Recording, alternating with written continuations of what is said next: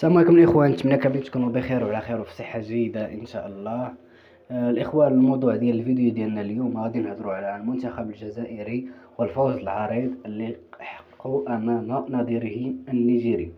قبل ما نبداو الفيديو ديالنا نتمنى منكم تدعمونا بالاشتراك وتفعيل الجرس باش يوصلكم اي جديد ان شاء الله، وخليوا الاراء ديالكم في التعليقات باش يكون المحتوى في المستوى.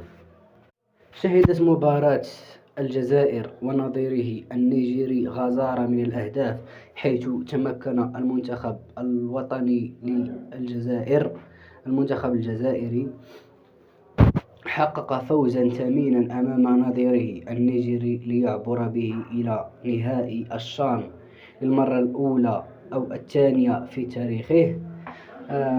البطولة كما قلت الإخوان مستضيف الجزائر، هو المستضيف، وحقق فوز ثمين على نظيره النيجيري بعد ما كان كينتصر على الخصوم ديالو بنتيجة 1-0 في جل المباريات. واليوم ينفجر هجوم المنتخب الجزائري ويؤكد على علو كعبه في هذه البطولة بحكم أنه هو البلد المستضيف.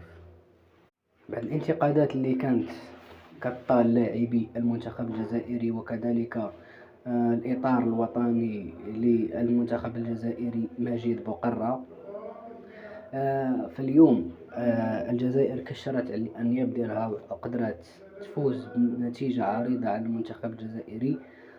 هنا يمكننا القول أن إما المنتخب الجزائري أصبح قويا من الناحية الهجومية، أو أن المنتخب النيجيري هو الأضعف من الناحية الدفاعية. إخوان، لهنا وصلنا لنهاية الفيديو، نتمنى منكم دعمونا بالاشتراك كما قلت في بداية الفيديو وتفعيل الجرس باش يوصلكم أي جديد إن شاء الله، وخليوا الآراء ديالكم في التعليقات باش يكون المحتوى في المستوى.